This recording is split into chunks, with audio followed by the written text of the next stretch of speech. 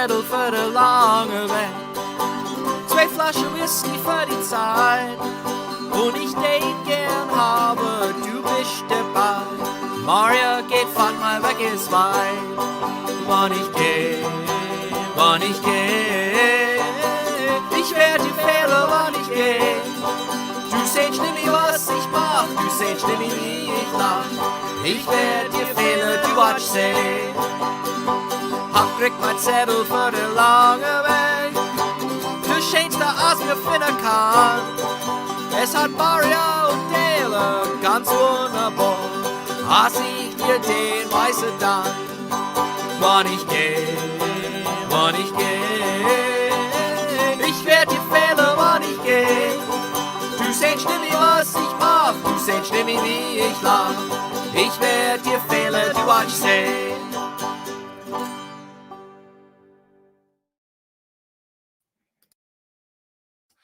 Well, hello everyone and welcome back to our second episode of PA Dutch Live.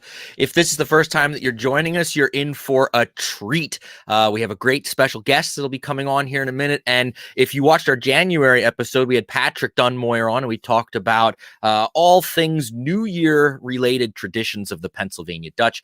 But now we're in February and there's one big hero that comes with the Pennsylvania Dutch in the month of February, and that is our dear groundhog and the holiday that is celebrated, Groundhog's Day. So that'll be the topic of today's episode. We're going to bring on Dr. Bill Donner here in a couple minutes, but I do want to take a couple minutes to just welcome everybody that's watching, whether you're watching live on Facebook or on my YouTube channel, and whether you're here in the United States or if you're across the ocean in Germany or somewhere else in the world watching, welcome. The one nice thing about the live stream is that you can ask questions and leave comments in real time. I'll be keeping an eye on the comment section as people are commenting, of course, and that'll also give you the opportunity then to ask Dr. Donner some questions as well during his presentation. Couple of housekeeping things to say, and as you're tell your friends, you can share that you're watching this, of course, and get more people watching. Right now we got 32 people watching live. That's great. Let's get that number up as the program goes on. A couple of announcements. Still, we are in the grips of COVID, of course, here in the United States, and that has really put a dampen on a lot of Pennsylvania Dutch activities. We're rolling soon into the spring when a lot of things usually are happening, whether they're Groundhog Lodges or Versamlingen or Easter events, but sadly, as of right now, most of these have been canceled or put on hold. But I do have one announcement to make of something coming up in March. You can mark your calendars for the 20th of March, the Pennsylvania German Sommerlauf, which is usually an in-person event held in Lebanon County, will still be taking place this year, but it will be a virtual event. You can find more information on their Facebook page. Just search Sommerlauf, Zammelaaf. It'll be on Saturday, March the 20th. There'll be some live videos and demonstrations. And of course, all that stuff will be archived on Facebook. So if you aren't able to be there in real time, you can watch at your leisure, whenever you get a chance. So that's the Sommerlauf. I would also be remiss if I didn't say that today, the 21st of February, is World and International Mother Tongue Day. So today, the United Nations is drawing attention to mother tongue languages around the world. Of course, Pennsylvania Dutch being our mother tongue, it is important for us to reflect today on what the language means to us, what we're doing to protect the language, what we're doing to maintain the language, and what we're doing, hopefully, to pass that language on to future generations of Americans and Pennsylvania Dutch people down the road. So a tip of the hat to the Pennsylvania Dutch language today on International Mother Tongue Day. Well, I see that we have Sheila in Germansville watching. Thanks for the shout out. Glad that you're here with us. But let's get into the meat and potatoes of today's episode, and that is our special guest, Dr. Bill Donner. I'm going to bring him into the studio here. Hello, Bill. Hello. So just to let everybody know real quick, Dr. Donner is a professor of anthropology at Kutztown University, a place that a lot of us are familiar with. Bill, can you talk real quickly, give us a little bit of a bio? Where were you born? How long have you been teaching at Kutztown? What are your interests academically? Yeah, well, it might take a while. Cut me off if I'm going too long. But actually, I was born in Jenkintown outside of Philadelphia. But my Pennsylvania German connection, my parents kept telling me, well, my mother would come back when she was a little girl to Wilmersdorf. Her grandfather lived with her and he would take her back there. And so I grew up thinking of my background as Pennsylvania German, German American. There was a lot of other stuff mixed in, but it just seemed the Pennsylvania German part of it had the biggest impact. To be honest, I had no interest in Pennsylvania Germans. In fact, growing up in the 1950s, anything with the word German in it, I don't know if anybody else was brought up in the 1950s, you wanted to get away from it. And when I went to graduate school in anthropology, I knew Don Yoder was teaching about Pennsylvania German stuff at the University of Pennsylvania. No interest. Went off to Polynesia. And I spent 3 years on a little island out in Polynesia. Came back to the United States, and I wanted to see what small towns were like. And I lived on a little atoll with a square mile, 250 people. And I'd always driven through these little towns in Pennsylvania. And I thought, what are they doing here? And my mother was talking about Wilmersdorf this, Wilmersdorf that. So I moved up to Wilmersdorf. And my idea was to study small towns. I didn't want to have anything to do with Pennsylvania Germans. The literature was too big. But I got assimilated, I guess. I got sucked in. And at some point I said, well, I really should know more about Pennsylvania Germans. And I decided the best way to learn about them is teach a course in it.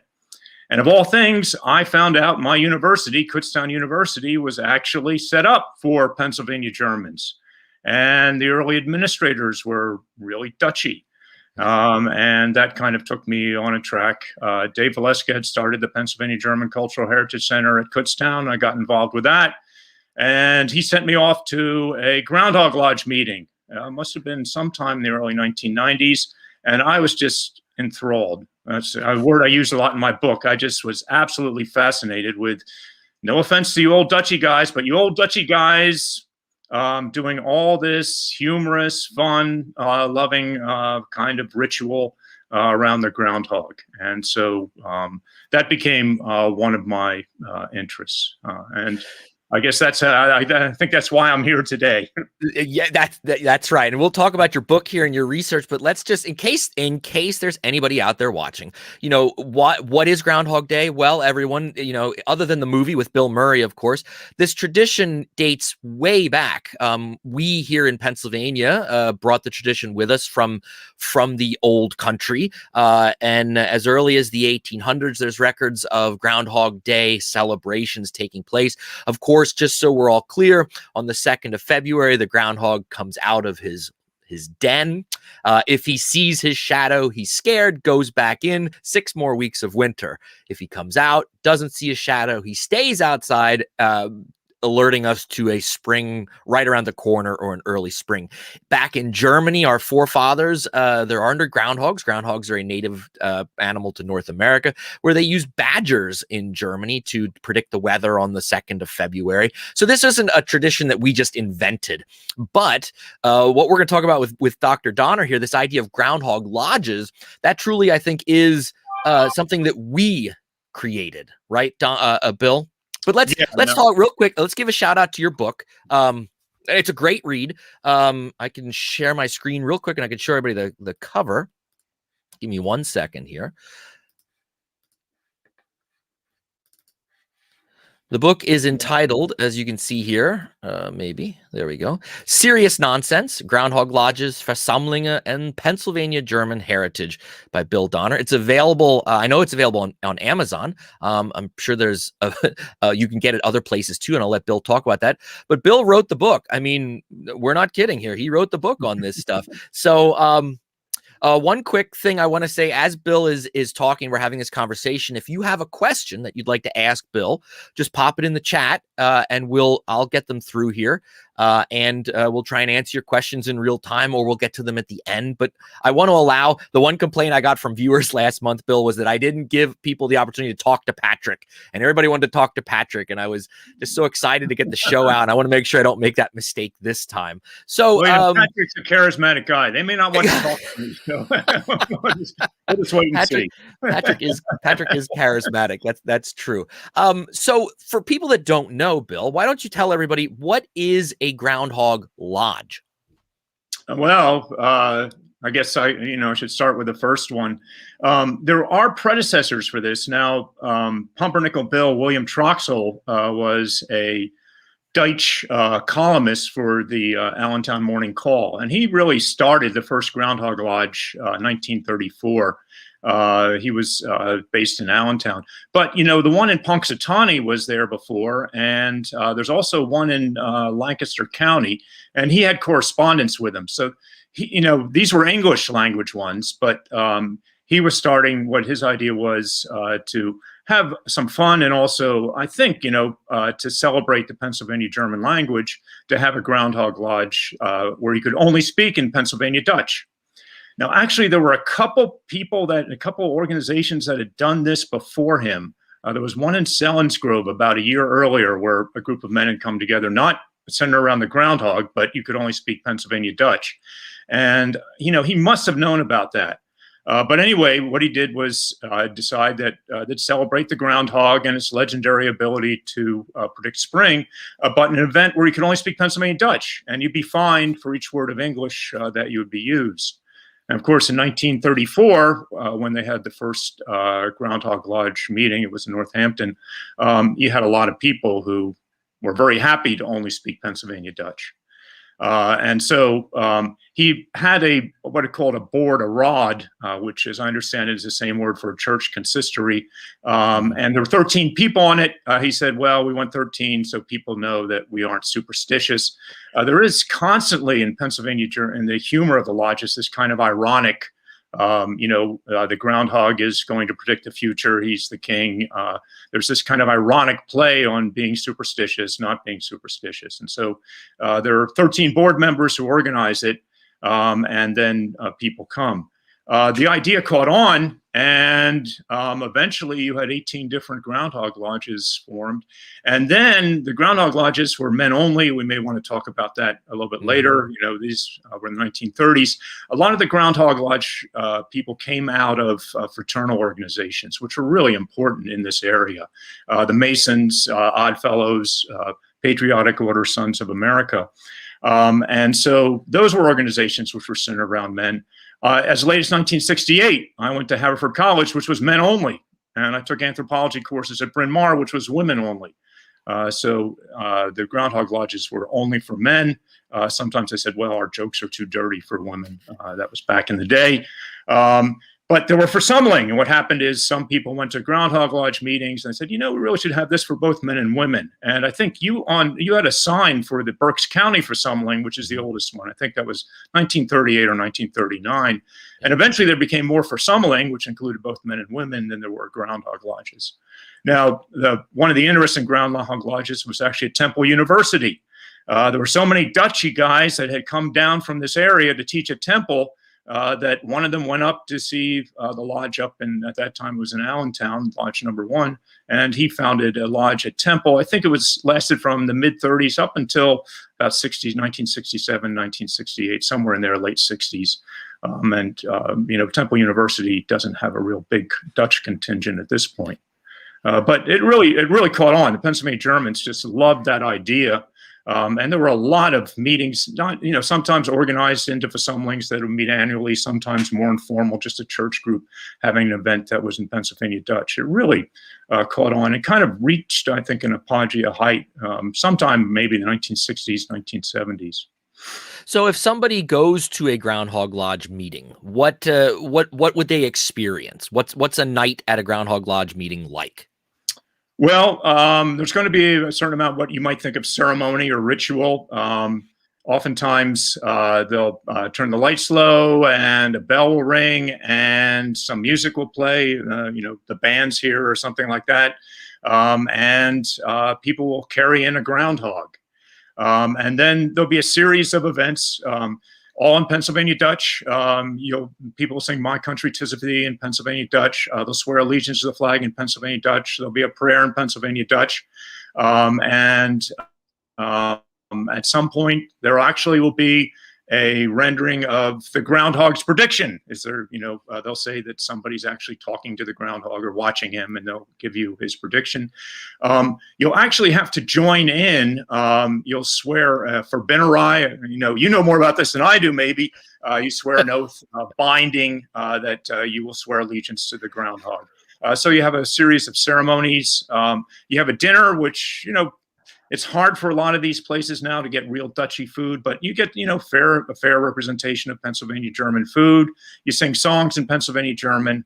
Then there's usually a skit, which has some humor to it, which again is done in Dutch. And then there's a speech, and one thing your audience should know: Doug is one of the speakers, a Festrad, the festival speaker at the lodges. That actually takes a lot of ability and a lot of, ability to be chosen. And usually the speeches have some humor, but also a point about Pennsylvania Germans. So there's a fairly standardized kind of events that's been going on for, 80 years, something like that. Yeah. I have a couple pictures I pulled up that we can show the people. This is an image from one of the Groundhog Lodge meetings. As Bill said, they will parade the groundhog in, and usually everybody stands, and some Groundhog Lodges will actually play the tune "Hail to the Chief," what's usually played for the President of the United States. They'll bring the groundhog in. Very ceremoniously, the members of the Rod will parade in, and everyone, you're showing veneration to this animal. Show you another picture real quick. When we were talking about, Bill talked about the Febinnerai. Here's an image where normally whoever's giving the oath, an obligation, so to speak, will ask everyone to stand, and you'll put your hands up like this as if you had your little groundhog paws. And then whoever is giving the oath will give the oath, and then you repeat it as they say it. And every year it's different. And a lot of times the guys that write these, I think, are trying to get a good mixture of humor, of getting people to laugh about what they're saying, and also to the part of like almost absurdity, because some of the things that you're swearing to or promising to do throughout the year are just sometimes so off the wall that you have to laugh while you're saying it. But it's still an important part of the evening. It lasts, maybe 45 seconds or something, as a minute. But everybody stands, puts their paws up in the air, and says the oath and obligation. I just always thought it's always the part that I look forward to the most, because it's always so creatively done, in my opinion. The weather prediction is great when the guys, whoever gives that, it's usually very creative as well. But the Febinnerai is always a highlight for me at any Groundhog Lodge meeting, because they're always so well done. And Bill talked, there's usually live music. And then there's entertainment too. I'll come back to the main speech, but can we talk a little about like some of the entertainment you might experience if you go to a Groundhog Lodge meeting? Well, if I can just go back to something that you mentioned earlier, there's a lot of tradition here, but as you said, there's a lot of creativity. Every year there's something new, and there's going to be something new in the Febinnerai. That's the swearing in.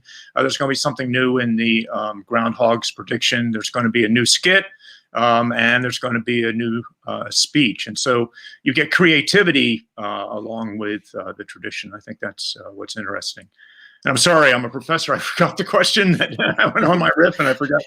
Oh, the entertainment. What kind of entertainment might you see? Because I think that's an important part of the evening too for a lot of people. Yeah, well, like I said, there's a band there, usually playing some music now. In the older days, you would have gotten a lot of Pennsylvania German songs, sometimes new songs that were made up, sometimes more traditional kinds of songs. People there will sing some Pennsylvania Dutch songs as well. And then there are these skits or plays. Almost always, one of the lodges will put on some kind of little skit or play about Pennsylvania Germans, usually somewhat farcical, oftentimes doom hate kinds of things, silly nonsense kinds of things, but sometimes more kind of backhanded meaning. Oftentimes what I found was there's a portrayal of the Pennsylvania German as kind of naive, but also a portrayal of the modern world as absolutely crazy. And they play off each other, the kind of naive Pennsylvania Dutchman who you kind of have to admire when you compare it to all the craziness that we experience in our present day world.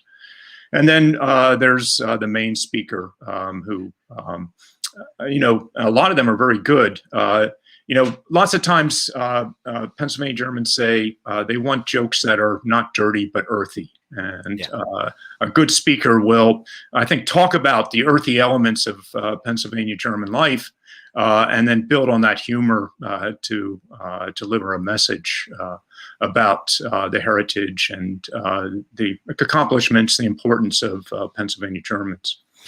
As Bill mentioned, I've had the honor of being that person at a couple different Groundhog Lodges over the years. And it's, as Bill said, it's from my perspective, when I sit down to write my speech for the night, I always want to have as many jokes as possible, because the expectation is there that you've come, you're going to laugh, and you want to laugh. So it is, but it's got to be certain kinds of jokes. And as Bill mentioned, earthy style of humor. So I always have a lot of animal jokes, farming jokes, which is funny because when you think about it, the majority of the people sitting in the audiences today, Bill, are not working their farms anymore. So there is this kind of nostalgia too that you're trying to, especially nowadays, that you're trying to maybe like touch on or bring back for people, I guess, to a certain extent. And then I usually always try to have some kind of underlying message, like a good sermon. You're listening to something you don't know you're getting preached at, but you actually are in the end.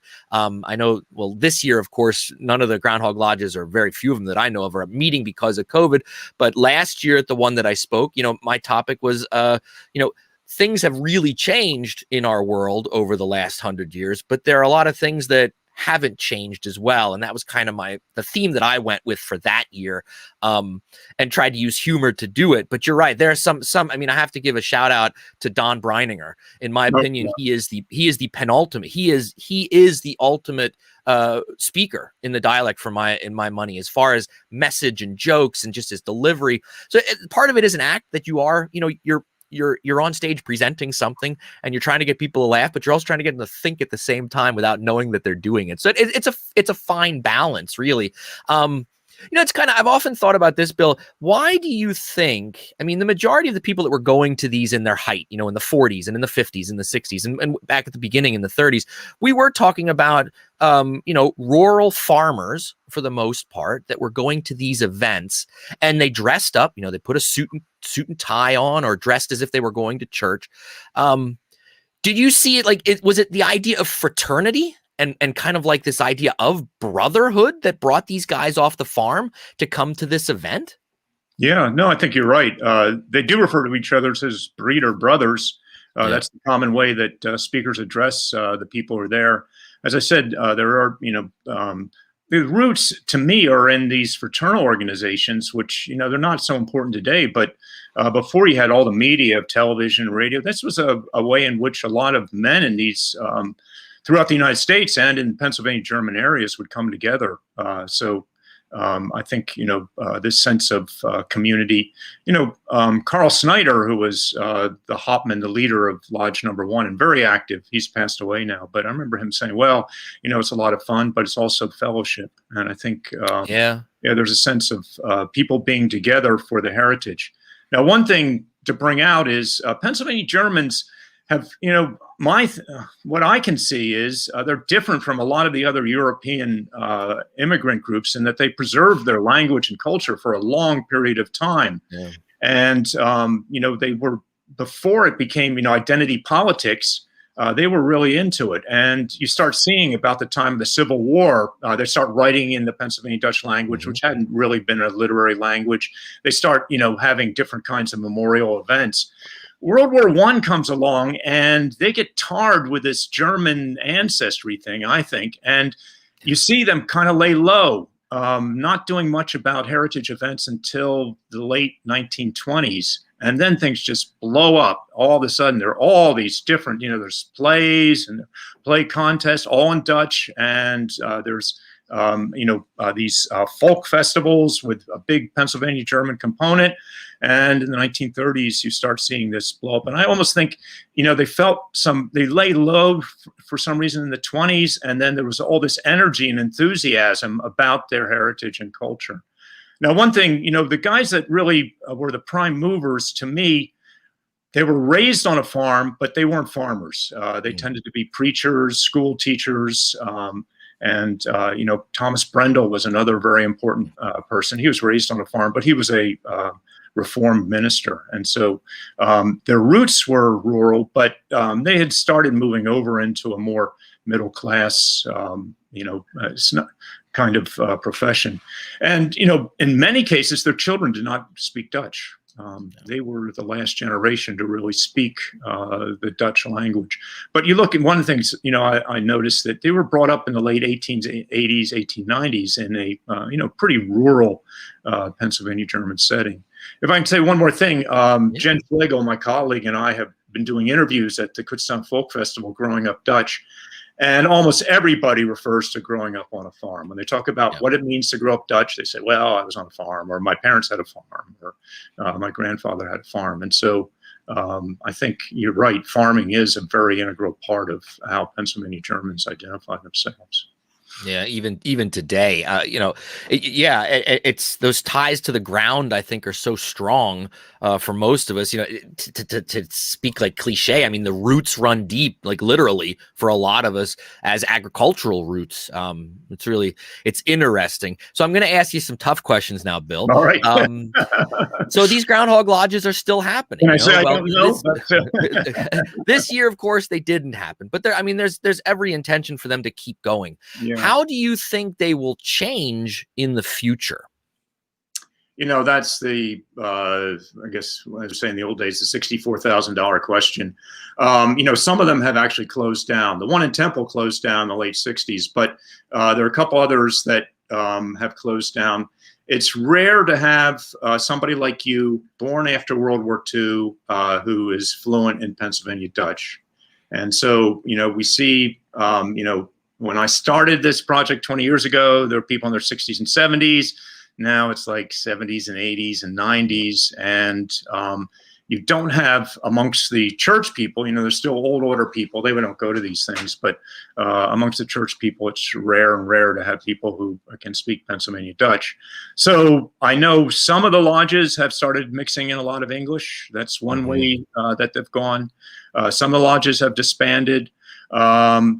Some of the lodges, you asked me about this earlier before the show, they've talked about including women. And, when this came up 10 years ago, everybody said, oh, no, we'll lose too many members, or no, we don't want women. Now it was, okay, let women come. We need somebody to come. So I think, this has been my thing about Pennsylvania German heritage, that it's been changing. What meant to be Pennsylvania German in, say, 1750 was different from 1820. Any 70-year-old would have seen immense changes over their lives in the world around them and what it means to be Pennsylvania German. 1820 to 1900, different. 1900 to 1950, different. 2020, it could be something different again. And it may be multiple futures. And that's what I guess is going to happen in the Groundhog Lodges. Some will hold on, guys like you and Patrick, Kevin Sterner, who can keep Pennsylvania Dutch going. Don Breininger, great speaker. He says, it's not good. English isn't a good language for what we want to do. Pennsylvania Dutch has the expressions, the meaning. He says he's not interested in, a lodge that would want to have English. So I think there'll be a few people who want to use the resources of the Pennsylvania Dutch language, keep a few lodges going in that direction. I think, my feeling is a bunch of them will switch, use both English and Dutch. Maybe one thing that's happened is, there are a couple lodges for Junge, for children. Yeah. And there's one in Schwenkfelder, and I think Alice Spade might have one out in Lebanon County. So, those are, are a new direction. And Michael Werner's got a lodge, or he knows about a lodge out in southwestern Germany. So I think, there's going to be multiple, outcomes.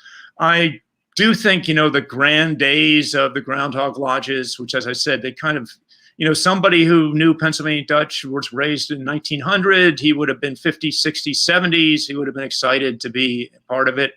I think that era is gone. Maybe I'm wrong, but I think you'll find a few lodges hold on to that tradition. But I think we'll see some lodges closing, some using more English, some keeping the Dutch, some maybe evolving and maybe all English. Yeah, I've thought a lot about this too. The last Groundhog Lodge I spoke at last year, when I started my speech, I asked, raise your hand, and there was maybe 300 people there, somewhere around there, 300 men. That's a big turnout. Yeah, it was. Well, yeah, it was a little under 300. It was out in Schwenksville. Schwenksville? Oh, yeah, I think Schnecksville. Yeah, Schnecksville way. So, and maybe I'm watching the crowd, maybe 30, 40 guys put their hand up. This was when I asked who here understands Dutch, and I said it in Dutch. And then I said, well, who doesn't understand Pennsylvania Dutch? And I asked that in English, and 3/4 of the people in the population had put their hand up. So that's where I had that moment. I'm standing like this whole speech ready, that'll maybe last 15, 20 minutes. And I had to put myself in the shoes of the people out there in the audience that are going to sit there for 15 to 20 minutes and not understand a word that I'm saying. They came out, they paid X amount of dollars to get in. Now there's going to be old timers who would say, well, that's their choice, blah, blah, blah. And I get that argument. But what I did that night right on the fly was I made it 50-50. If I told a joke in Pennsylvania Dutch, then I told a joke in English. And then I went back to Pennsylvania Dutch, and then I went back to English. I don't, in my opinion, I don't think that lessened the evening. Did we kind of bend the arm of tradition a little bit? Yeah, but like you said, I think if you want to survive, you're going to have to bend to for a certain in some way or another. Whether it's letting women in, which I mean, it's 2021. You're cutting out half of the population for an evening of a good meal and entertainment. It's not like anything's happening at these lodges that's secret society stuff or anything like that. It's just a fun night out with a really good meal, music, singing, some skits. And a speech, and I think if we're going to continue this tradition, or if we want the tradition to continue, people like my generation and whoever comes after us, they're going to have to make those tough decisions and say, well, we will keep the pledge of the flag will be in Pennsylvania Dutch, and maybe the prayer will be in Pennsylvania Dutch, so that there is some aspect of the language happening. But I think some of the other traditions that are carried out at these Groundhog Lodge meetings are just as important as as a snapshot of our culture as the language is. And that might be a controversial topic. I don't know. But as an anthropologist, I mean, you have to admit that it's the idea of continuing traditions that moves a culture, or am I reading too much into that concept that I run through my mind? Yeah, no, we talked about this, Latin's a dead language, and the reason is it didn't evolve. You went to see Latin, you got French, you got Spanish, that's where it is today. One thing to remember is the Groundhog Lodges themselves are not Pennsylvania German tradition. The groundhog, that's true, but actually coming together, speaking only Dutch, that was something invented in the 1930s. And, what we see is cultures change, traditions change, and I think, I think maybe it's a sad thing, but it's also a good thing. We might talk about how to preserve the Pennsylvania Dutch language more. I think the United Nations is having, you said the Day of the Mother Tongue. I think they're having a decade of indigenous languages. American Indian languages are being lost. I did research in the atoll where I did my research 40 years ago. They're lost their language. So we might talk about ways to kind of boost the Pennsylvania Dutch language among people other than the Old Order people. But I think we also have to realize there are many good things about Pennsylvania Germans, many good things about their heritage. I think wonderful things about the Groundhog Lodges, and we might want to preserve them in 2 languages, or include more English to keep them going. Yeah. Because eventually, if you don't, I mean, people aren't going to come. I mean, that's the other thing. I mean, see, what's the point of having an event and planning all year and only having 20 people show up? Because that's gonna cut back on it too, of course. You're talking about, when I started looking at this about 15 or 20 years ago, you got 700 or 800 people in Northampton coming to Lodge number 1. Now I think they're down to 120. Yeah. So, I mean, we're really looking, you're right. And I think the largest Leesport, the Berks County. Yeah, it's Berks County for Sumling. But I think they're down to 300 or something. They were 600 or 700. And that's not that long ago that it was 800. But that's men and women. So you definitely would have a bigger crowd to pull from. But Bill, this was an absolutely fascinating conversation. Again, anybody that's interested, let me do this real quick. Well, I just want to say, Doug, it's a pleasure to be here. And I think you've just done some wonderful things for the culture using technology, new technology. You are just an absolute virtuoso at how to use new technology to preserve and teach people about the Pennsylvania German culture. Well, I really appreciate that, Bill. I think I'm of the opinion that if this stuff is there, we might as well use it and do good with it. So I appreciate those kind words. Thanks, Bill. But anyone that's would like to learn a lot more, this is a great book. Here it is, Serious Nonsense by Bill Donner, Groundhog Lodges for Sumlinga and Pennsylvania German Heritage. It's a great read. It's fascinating. You'll learn a lot more about all the things that we talked about here today. You'll get that background history, but also some full of great photos from past Groundhog Lodges events in our history. So definitely check that book out. I'll put a link to it in the show notes once I'm done, once the show's over and it's uploaded. So I'll get that link there for anybody that's interested in buying Bill's book. All right, Bill Donner, anything else you'd like to say before you say Mox Gut? Anything going on at Kutztown University that you'd like the audience to know about? Well, the only thing, I think you're doing a wonderful job, and there's another person, Patrick Dunmoyer, who's doing a fantastic job.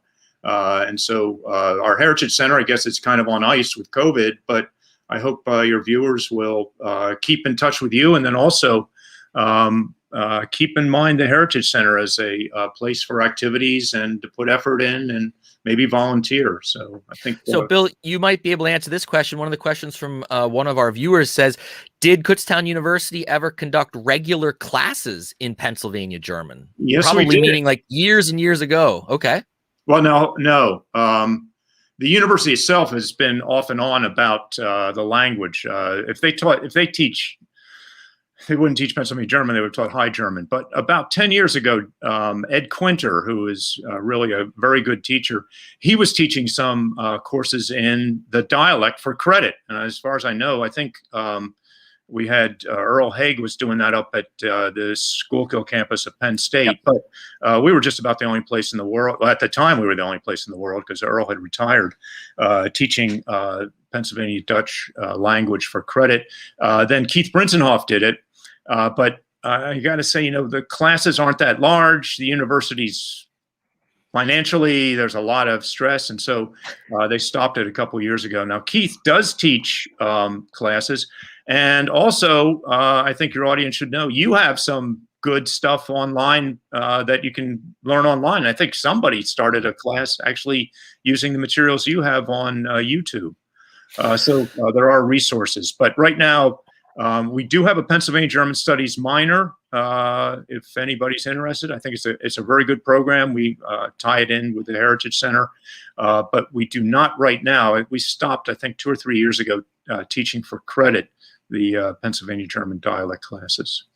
Yeah, COVID's put a hurt on that too, because a lot of the local classes that were run at fire companies or Grange halls, well, of course, that kind of COVID didn't allow for that. Dave Adams, for example. Yeah, right. There's a great example of him there that used to bring people together, and they'd have a great turnout. But hopefully once this is all over, some of those classes will be able to, get back to running. And because I know there is, Bill, the one thing that I'm learning through doing what I'm doing is that there is way more interest out there about all things Pennsylvania Dutch than I think that most Pennsylvania Dutch people realize. There's a whole new wave of people that want to either connect or reconnect with our culture and our language. And I think, this group, I'm hoping Kutztown University, and when I mean that, I mean like the people that make the decisions. I hope that they kind of get this message that there is interest out there, and that, I think people are willing to put their money where their mouth is and pay to take a class, or pay to have some kind of experience, with Pennsylvania Dutch culture or history. And Kutztown's very unique in the situation that they have the Cultural Heritage Center. There's I'm not always enthusiastic about the university, but they have hung in there and supported the Heritage Center pretty steadily, all along. So they do have that commitment. And as I said, it's a historical commitment, because that university really was founded, specifically the state legislature set it up as a school to teach Pennsylvania Germans, and the early staff there in the 1860s and 70s were just about all Dutch. And we're advocates actually of bilingual education way back then, teaching in Dutch and English. They were about 100 years ahead of their time. Yeah, they were, weren't they? Well, Bill, thank you so much for coming on. Like I said, I'll link your books if anybody wants to learn more. And if you don't mind, Bill, can I share your email address if anybody would ask, if they have any questions for you? Okay, so if you have questions for Bill, maybe after this is over, if you're watching this after it was recorded, I can get you Bill's contact information as well. I can give it, but definitely check out his book. It's easy. Donner, like the reindeer, Donner at kutztown.edu. So. Perfect. There you go. Bill, thank you for all of your work that you've done and your continued work with the minor at KU, making sure that is running, and your research. And I see you at all these events, and I'm always glad to see you. It's always great to reconnect, and hopefully we'll be able to do that face to face sometime in the very near future. Yeah, I'm sure we will. All right, Bill. Thanks so much. And Max Good. Thank you for having me. You bet. Well, everyone, how about that? Now, how about that, as we would say? Bill Donner is a top-notch guy, one of the best out there, and he's a real cheerleader for the Pennsylvania Dutch culture and language and our history, and he's doing great things at Kutztown, and we want to applaud him for that. The book is an excellent read. Please get out there and get your own copy now. You will love it. Well, this month, like I did last month, I want to provide you with a poem and a song before we leave. I've been checking the chat bar, and there's nothing else really in here that that anyone's asking. Some great comments. We got people watching from Germany, I saw, and we had someone from Austria and from Switzerland joining us, and then people from all over the United States. So it's good. Thanks for joining us, everybody. But let's talk language a little bit here, a little bit of Pennsylvania Dutch. So we talked, a lot about the groundhog today, and that's great because they're important. But don't forget what else happens in Pennsylvania Dutch country in February, and that is the holiday of Fastnacht. So if you aren't familiar with that, that is what in English is called Shrove Tuesday, the Tuesday before Ash Wednesday. And traditionally that was, back in Germany, that was the time of Carnival and what you think of like Mardi Gras in Louisiana, where everybody just has a big party and celebrates before they enter into Lent for those that are practicing Christians. And one tradition that the Pennsylvania Dutch brought with them to the New World was this idea of eating a donut. We'll call it a donut, a Fastnacht, these types of Lenten donuts that were made that Tuesday on Shrove Tuesday as a way to use up the extra lard that was left over and the fats and the sugars, because you were going into this time of Lent. And for some people, that was a time of fasting. So the Fastnachts, for those of you that grew up Pennsylvania Dutch, you'll know that it is one of the greatest culinary treasures that our culture has. It's a potato-based donut, fried in lard, and there's lots of arguments how you eat them, either coated in sugar or cutting them open and putting table syrup or molasses or maple syrup and butter, and then eating them as a sandwich like that, all smeary. They are delicious. My family, we make them every Shrove. Well, we don't make them on Shrove Tuesday because I have to work. We used to do it the weekend before, but it's a tradition that, the recipe that I make is one that comes from my grandmother, which probably comes from her grandmother. And it's just a wonderful, not only delicious tradition, but it's a great tradition as well. I know you guys out there love them because there's nothing what's not to love about a Fastnacht, right?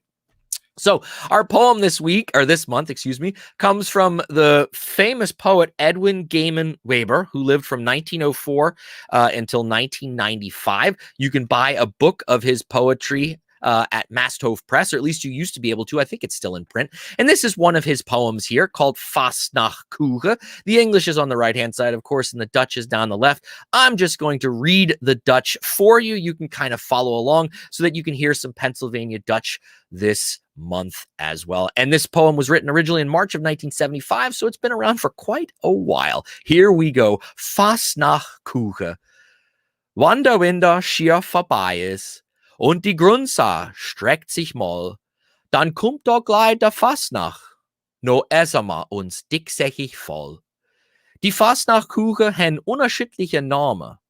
Man macht sie mit gegangener Deeg. Sind Fastnacht oder Fettkuchen oder Schmutzkuchen in Fett gebacken, all dasselbe Weg. Die englische heißen sie Donuts, doch war kein Nuts neigedu. Vielleicht sind's Leid, wo sie machen, als Nuts sind wie ich und du. Der Leid mache die Kuchen eckig und andere Leid mache sie rund. Runde Fastnachts hen ein Loch in de Mitte. Die Löcher sind gut und gesund. Für der Fastnacht Dienstag, Maria, du besser haltst in Acht. Fürs Letzte ist aus dem Bett zu kratteln, ist selber der Fastnacht. A great poem. We have the English down the side there. I know my Fastnacht lovers are out there. You can't tell me that you're Pennsylvania Dutch and then you don't like Fastnachts. Unless you have a gluten allergy, and if that's the case, I understand.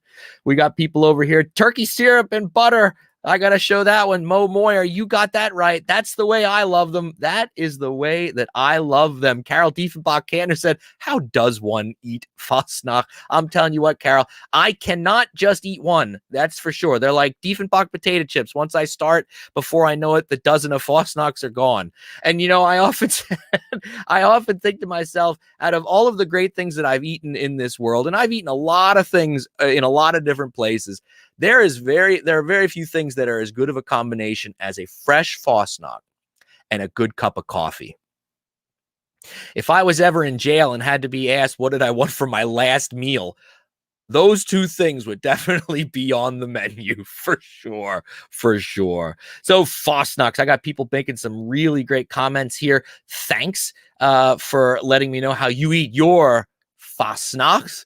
And of course, as you guys know, I am a big proponent of music. And last episode, we had a song in Pennsylvania Dutch. Well, every month I'm going to bring you a song. And this one ties back to our topic with Dr. Donner. And that is this song right here.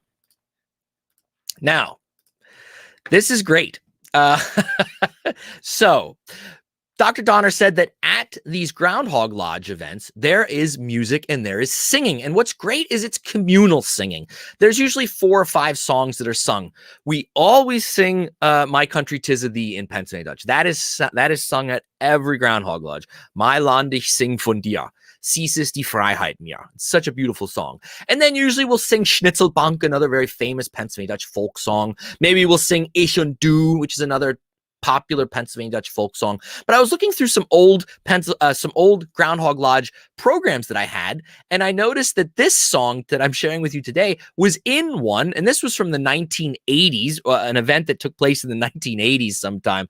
I have never sang this at a Groundhog Lodge meeting. I don't know if this is a song that fell out of favor or people don't sing it anymore, but when I came across this, I said, this is the song for the episode. Now, it's called Grundsau, Du bist alles, written by J.A. Ungstadt. Now, here's the thing. The melody, and I know I have some people watching that are living in Germany right now that are Germans. The tune to this, the melody to this song is your national anthem. Einigkeit, Recht und Freiheit, the German national anthem. This guy took that melody and said, now we're going to write a song about the groundhog. And I want to sing this for you today. If you know the German national anthem, then you know the melody, and this will sound familiar to you. But this song is all about the groundhog. So I'm going to sing it for you. You can sing along if you can read the Pennsylvania Dutch in real time. I have the chords there if you decide you want to play this on your own at home. But I'm not playing an instrument today. I'm doing it a cappella for you guys. All right, here we go. Grunzau, du bist alles in die Welt. Du bist unser wahrer Prophet, brüderlich zusammen gestellt. Von dem Wetter weißt du besser, was dein Schade stellt. Grunzau, du bist alles in die Welt. Wann dein Schade sehnst im Hanning, wat des Wetter länger wischt. Wann sie net sehnst, ist es möglich, dass die Widring ganz zuschließt. Ufem Wetter, Dog im Hanning, kriegt mal Ahnung, dass es spießt. Grunzau, du bist alles in die Welt. Oh, well, there you go. Every good Pennsylvania Dutchman and Dutchwoman just stood up and waved their flag as we sang about our beloved groundhog. And for those who don't understand the dialect, I'm not going to do this word for word, but it's pretty much saying, groundhog, you are the best of everything. You're the best in all the world. You are our weather prophet. You bring us together, brotherly. You bring us together as brothers. From the weather, about the weather, nobody knows more than you, because your shadow tells it all. And then the chorus is, groundhog, you are the best of everything. You are the best in the world. The second verse is better, I think. If you see your shadow in February, then we'll know, essentially, is the weather going to be good or bad? So that's what the second verse sings about, and then goes back to the chorus. What a wonderful, I'm glad I found it. Carol says that, and she's the pianist for the Doppelhock Sänger Chor, which is a local group that sings in the dialect. She goes, we sing this song. That's great. I've never heard you guys do it. I think that should go in the normal rotation, Carol, at all future performances. So there we go. A little bit of music, a little bit of poetry, all of that good stuff that we just don't get enough of these days.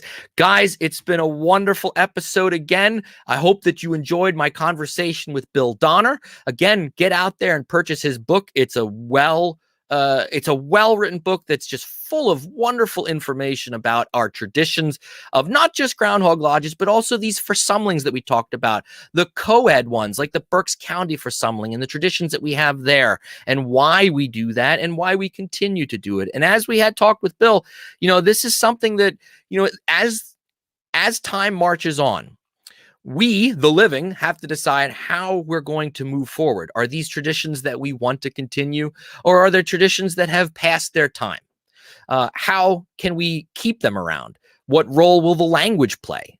These are tough questions and tough decisions that'll have to be made, because if you don't, then they will die out. And personally, I don't want to see these traditions die out. They might look different. They might not have as much Pennsylvania Dutch in the future spoken at them, but that's just a product of the era. But that, I don't think we should throw everything out just because the language, the number of speakers is diminishing. But time will tell what future generations will decide to do in regards to these traditions. I know I'm going to do everything I can to keep the traditions going, and attending Groundhog Lodge meetings and forsumlinga, and whenever I'm asked to speak at one, unless there's something drastic going on in my life, I always say yes. And that's not because I get to be in the spotlight for the evening. It's because I feel that there is importance in continuing these traditions and continuing to pass on our cultural identity to other people and to future generations. Guys, if you'd like to support the channel, of course, in the show notes, you can buy me a coffee. All that money that gets raised goes to keep the channel going and to keep Pennsylvania Dutch activities moving along. Again, let me remind you of a couple things coming up. There will be a March episode of PA Dutch Live. Don't know when it's going to be just yet, but keep an eye on the Facebook page and my YouTube channel for any announcements regarding the March episode. I can tell you one thing, it'll be sometime in March. Also, March 20th, mark your calendars, the Pennsylvania German Sommerlauf will take place virtually on their Facebook page, and I'll link that in the show notes as well. It'll be a free event. As long as you have internet, you can watch. And of course, if you can't catch it in real time on the 20th, everything and all the content that will be put up there that day will be archived on Facebook, so you can check it out anytime down the road. Today is International Mother Tongue Day. Get out there and say one Pennsylvania Dutch word to somebody, whether it's your spouse, your children, or your next door neighbor. That's your homework for tonight, everybody. Say something in Pennsylvania Dutch to celebrate our Muttersprach, our mother tongue. Guys, it's been great. Just let me check these comments and see if there's anybody has any questions or anything like that. I want to show this one. Grundsau, which is the Pennsylvania Dutch word for groundhog, in German is a Murmeltier. There's a couple different spellings if you're using dialect or not, but the German word is Murmeltier for groundhog, just in case anyone was interested. If you have any leftover Fosnocks, you didn't do your business on Fat Tuesday, those should be gone by now. I know mine were gone pretty fast this year, as they always will. Chris wants to know, will this be on your YouTube channel? Every PA Dutch Live episode, once I'm done broadcasting live, gets stored on the YouTube channel, and you can go back and catch it anytime you want. Chris, in the middle of the night while you're eating Fosnocks in your underwear, you can watch PA Dutch Live. And if you don't do that, you should. Guys, it's been a pleasure. Of course, you can always email me anytime if you have questions or ideas for the next episode of PA Dutch Live. I'm pretty sure that it will be in March, like I said, and that's probably going to be, since Easter is the first weekend in April this year, I'm probably going to focus on Easter among the Pennsylvania Dutch in our March episode. But keep an eye on Facebook, on my PA Dutch 101 site, my website, padutch101.com, for anytime I'm posting information, you will be the first to know if you check that stuff out. Guys, it's been a pleasure. I've been talking way too long. Greetings to everybody that joined us today, and I look forward to seeing and meeting with all of you again next month on PA Dutch Live. Until then, please take care of yourselves. Wear your masks, for Pete's sakes, and we'll talk soon. People, Max gut.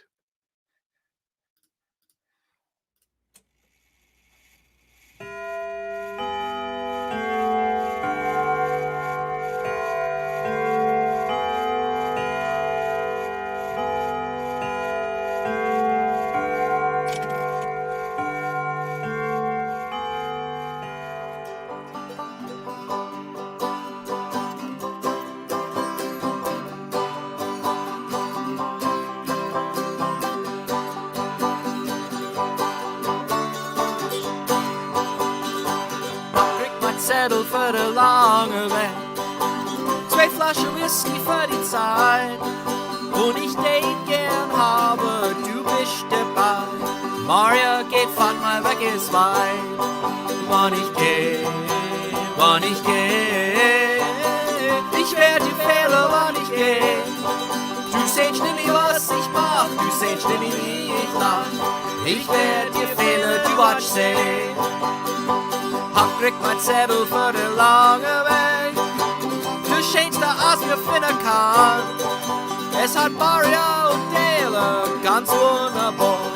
Als ich dir den weißen Dank. Wann ich geh, ich werd dir fehlen, wann ich geh. Du sehst nicht, was ich mach, du sehst nicht, wie ich lach. Ich werd dir fehlen, du watsch sehen.